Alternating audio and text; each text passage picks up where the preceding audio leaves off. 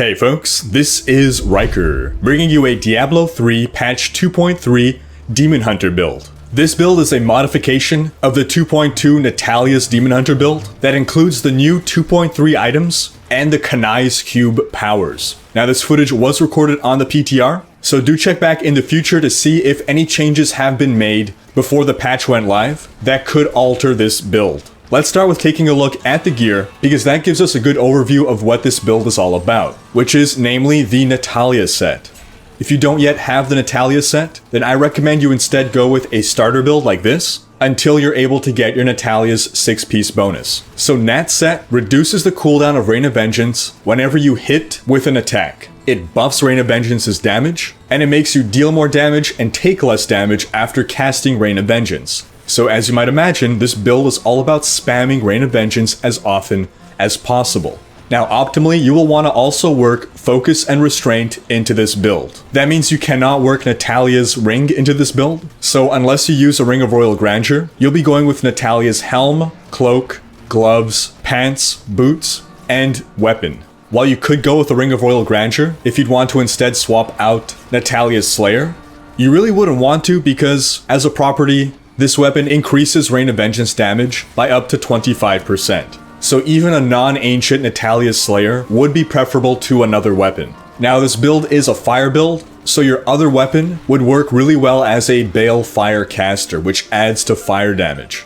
Also, you don't really want to be using a Ring of Royal Grandeur, because with your Kanai's Cube, you want to be equipping Convention of Elements. This will give you a nice damage buff. Further, the Crashing Rain Belt adds even more damage to this build by dealing an extra up to 4,000% weapon damage every time you use Rain of Vengeance. A well-rolled Hellfire Amulet with a proper passive on it will be best in slot. And as for your bracers, the Strong Arm bracers will add to your damage because the Rain of Vengeance rune will apply a knockback effect. But you could also go with the Wraps of Clarity, which you see me equipped as a Kanai's Cube passive. This makes your hatred generators reduce the amount of damage you take. An alternate setup would be to equip the Wraps of Clarity and instead take the Strong Arm bracers as a passive. But something you could also do is take the Hexing Pants of Mr. Yan as a passive. The Hexing Pants increase your damage and resource generation while you're moving, and we're going to be moving a lot. That said, we also tend to stutter step a lot, and every time you stop for that very brief moment, you lose the Hexing Pants buff. So if the choice is between Wraps of Clarity and the Hexing Pants, I would opt for the Wraps of Clarity. That said, if you could time it right, such that whenever your Rain of Vengeance is hitting, you are moving and not stationary, then the Hexing Pants will be superior. They just require a lot more skill to pull off. Now lastly, we have equipped as our weapon, Thunder Fury Blessed Blade of the Windseeker. Interesting fact, a Demon Hunter is perfectly capable of equipping a sword. It just has no powers that work with that. But because you can equip a sword, you could equip the passive power of the Thunder Fury. Now it deals a small amount of lightning damage, which is not consequential, but this lightning damage jumps to nearby enemies. So it spreads through enemies like a wave, and as it's doing that, it is slowing their attack and movement speed. It is applying a crowd control effect, and that's why we're going to use Bane of the Trapped, the legendary gem that deals more damage to crowd-controlled enemies. We're using the Thunder Fury as our source of crowd control to proc our Bane of the Trapped. Apart from that, we'll also want Zay's Stone of Vengeance legendary gem, which makes you deal more damage the further you are away from your enemies. And you want to be very far away at all times, because this is a glass cannon build. You cannot take a hit. And then lastly, you'll want the Gogok gem. Every time you spend resource, you gain a buff to damage and armor. And this build will be a spin-to-win Whirlwind Demon Hunter, making use of Strafe, so it's going to be really easy to maintain full stacks. Now another gem you could work in would be the Gogok of Swiftness. This gives us a little bit more cooldown, which enables us to hit with Rain of Vengeance more often, and it also increases our attack speed. Some people will pick Gogok of Swiftness over Gogok, others will pick the Gogok of Swiftness over Zay's Stone of Vengeance. It basically comes down to personal preference. The faster your attack speed though, the faster you're going to be burning through hatred, so do bear that in mind. Now as for what stats you want on your gear, you're going to want to stack cooldown reduction wherever you can. The brunt of your damage will be coming from Rain of Vengeance, so the more often you can cast that, the better. You'll also want to stack hatred regeneration wherever you can. Hatred will be at a premium. And lastly, you want to stack Rain of Vengeance damage wherever you can. That's pretty self-explanatory. So onto the skills that you need. We're going to be using Rain of Vengeance Stampede as our main attack. It's a fire build, so we want to spec toward fire damage. And not only does Stampede deal a ton of damage, it also comes in waves that knock back enemies, so you can effectively clear a path in front of you and get some heat off of you, allowing you to survive more. Our generator will be Evasive Fire Focus. It is a cold skill and not fire, but that doesn't matter because it's not dealing any damage anyway. You're using this just to regenerate hatred, and because its Shotgun Blast makes it really easy to hit enemies. Just aim in their general direction and you'll hit an enemy. And hitting an enemy will allow you to proc 1/2 of your focus and restraint set, thus increasing your damage by 50%. So you want to be popping Evasive Fire at least once every 5 seconds. Also remember, your Wraps of Clarity reduce damage for 5 seconds. So that's another reason you want to be casting Evasive Fire at least once every 5 seconds. And depending on how quickly you're burning through your hatred, you might have to cast it a lot more than once every 5 seconds.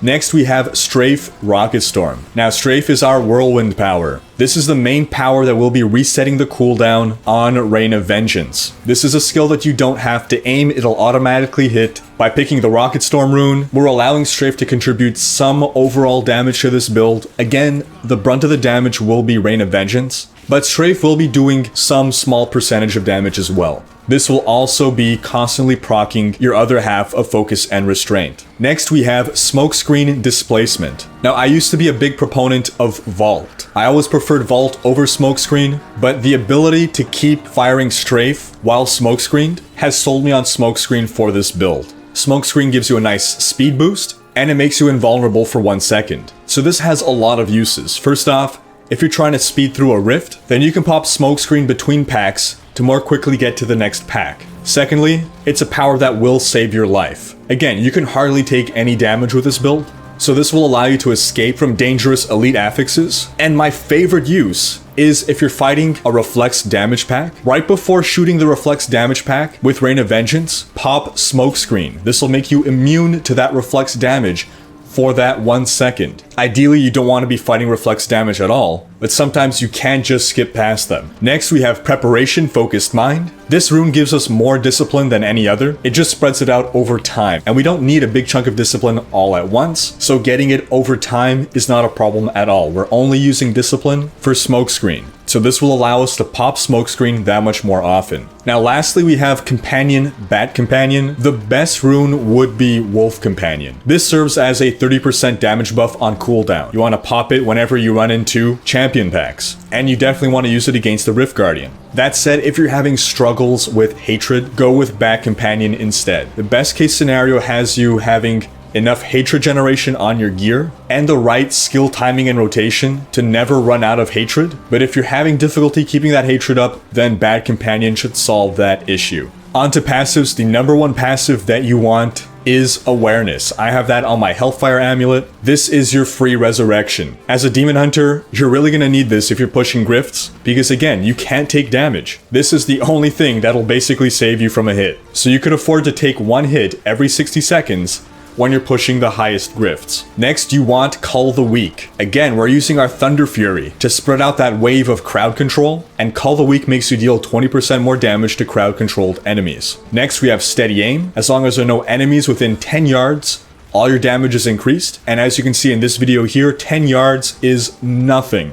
It is deceptively short. And then the fourth required passive is Ambush. You deal 40% additional damage to enemies above 75% health. This makes killing Rift Guardians and Champion packs that much quicker. And then the fifth passive that I've worked in here is the new Leech passive. Since you're going to be constantly hitting enemies with Strafe, it works almost more as regeneration than as life per hit. And this would apply more for instances where you're not getting one shot by absolutely everything. If you are able to survive a couple hits from, say, weaker enemies, then Leech will help you get back up to full health. But if you'd like to go more offensive, which if you're playing Demon Hunter, you probably do, you could instead go with Single Out. This gives you a big buff against solo targets, or you can even go with Archery to gain more hatred per second and a little bit more damage. Archery, in fact, might be enough to give you the hatred you need to not have to rely on Bat Companion. Paragon points are straightforward. Get your total move speed up to 25%, factoring in what your boots are giving you, then dump everything else into dexterity. For offense, you'll want to prioritize cooldown reduction because again, the more often you're hitting with Rain of Vengeance, the more often you're dealing big damage. So that takes precedent over crit chance and crit damage. And then attack speed is by far the least priority. For defense, start with all resist, then armor and life, and for utility, resource cost reduction is basically the only useful one. Now I'll repeat, this was recorded on the PTR. Patch 2.3 is still subject to change, so do check back in the future to see if I have an updated guide, or to see if there's any updates to this guide in the description. That wraps up this guide. Thanks for watching. Check out these other videos, and if you enjoyed this one, share with friends, leave a comment, hit like, and subscribe to join Rhykker's Raiders.